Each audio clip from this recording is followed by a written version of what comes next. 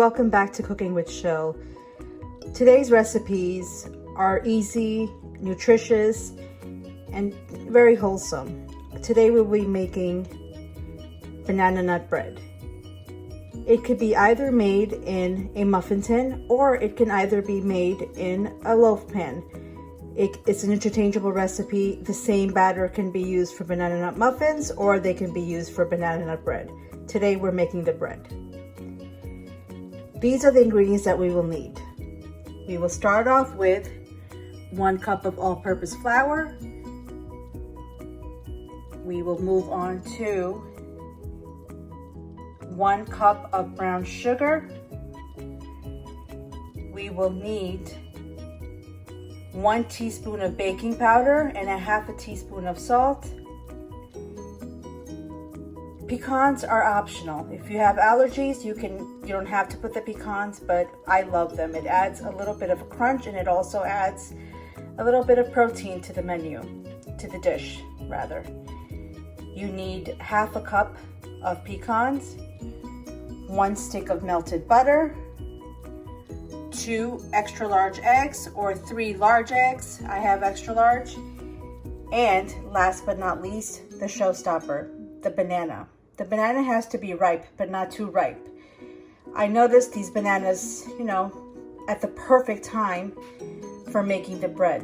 So that is one option that you can use if you have leftover bananas and they're too ripe to be eaten, but you don't want them to go to waste. This is such an easy recipe. From start to finish, within 45 minutes it's ready. The maximum time is taken in the oven. The prep time is within 10 minutes. The oven takes about half an hour. So let's get all these ingredients mixed. The key is to mix these ingredients in 2 different batches. The dry ingredients go in one, the wet ingredients go in another, then they get combined and then put into a greased loaf pan. Let's get this dish started. So you see with the bananas, they've been mashed up. I usually use a masher, the one that comes for mashed potatoes. You can use it for different things. I don't like to mash it up too much because I don't want it to liquefy, because we are still going to use a hand mixer to blend all the ingredients together so it's nice and smooth. So these are mashed up. Then to this, I'm going to add 1 stick of melted butter and make sure the melted butter is cool, or the eggs. After we add the eggs, we're going to add the eggs in here. Now what we're going to do with this is we're going to use a fork just to beat the eggs lightly and just to combine every ingredient in here evenly. So this is ready to be added to our dry mixture. You can see this is completely ready to be added to our dry mixture. It should look something like this. You don't want to overbeat it, because once you overbeat it, I don't want it to be like a puree. I want to enjoy the actual bananas in its natural form. Just doing a little cleanup as we go along.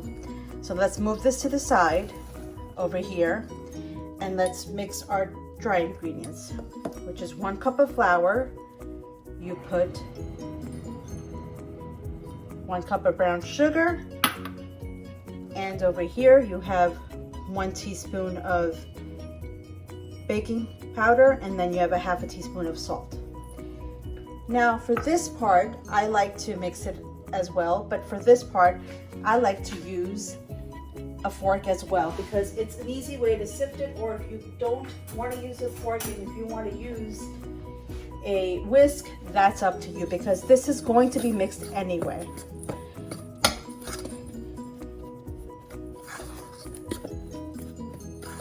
I bet you're wondering, what happened to those pecans? Are we adding them in now? No, we're not going to add them now in the dry, because once these 2 are combined, then I'm going to slightly fold them in when both ingredients are combined. You see, the pecans are right here. It's 1/2 cup. You can use the standard recipe without the bananas, with the eggs, the baking soda, and this. With a lot of different types of muffins you can make. I've made blueberry muffins. You add blueberries instead of walnuts, and another addition to it is going to be a recipe coming up in the next week or so. So let's get all these combined, and then we will fold them, and then we will put them in the oven to bake. You see the wet ingredients are here ready to be mixed. I'm going to use a hand mixer. If you have a KitchenAid, that's fine. This is just easier for me to use. So put it on one. Slowly combine. Slowly add the water and the sugar. Add half. Let it mix.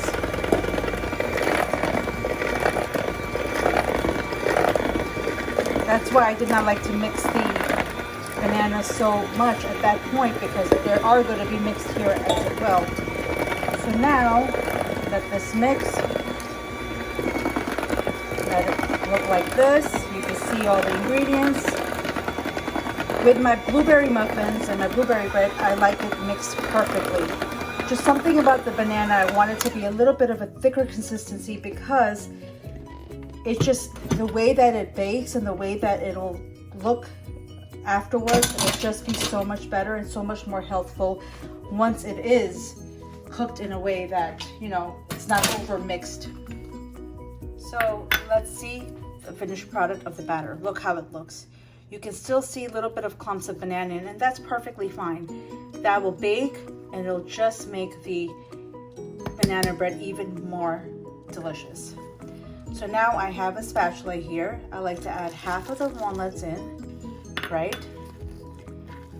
You see how it's just better if you fold them in before adding, because if it was completely blended in with the ingredients, all these walnuts would not be in these chunks. They would be broken down and it'll just not look, you know, presentable in the dish, or it would not taste good, because it'll be like powdered pecans instead of, you know, just these nice clumpy, you know, these nice big pieces that you're getting. You can have walnuts in this dish. You can put almonds in this dish. I've had it with walnuts. I've had it with almonds. I've also had it with, I also make another apple one with cranberries, which will be coming up. We'll do a couple of muffins, and then we'll get on to some more delicious savory dishes. So let's get this into the greased baking dish, the loaf pan, and let's get it in the oven. The oven has been preheating at 375. And this has to bake for about 35 to 45 minutes. I always put a range because it depends on your oven.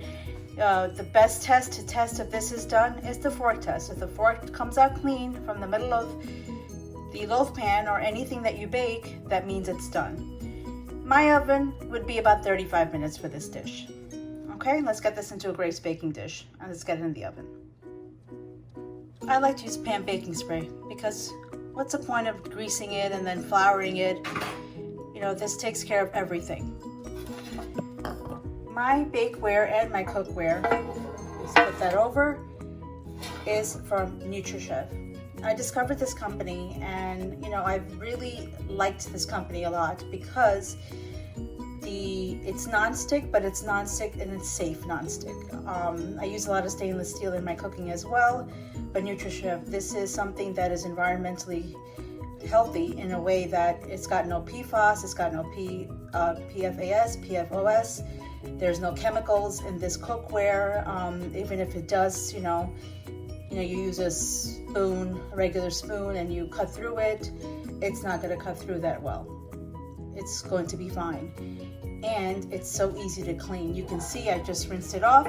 Look at the way the water is just coming off. And it's very easy. It's non-stick and it's very healthful. I try to be as healthful as I can for my family.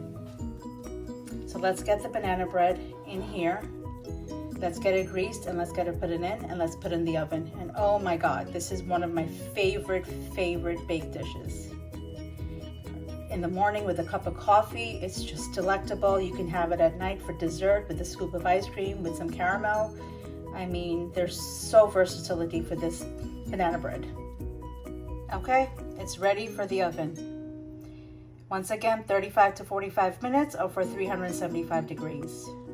Once it's out, OMG, it's amazing. The banana bread is done. Look at the finished product. It is so beautiful. Oh my God, I can't wait to cut into it and have it with a cup of coffee.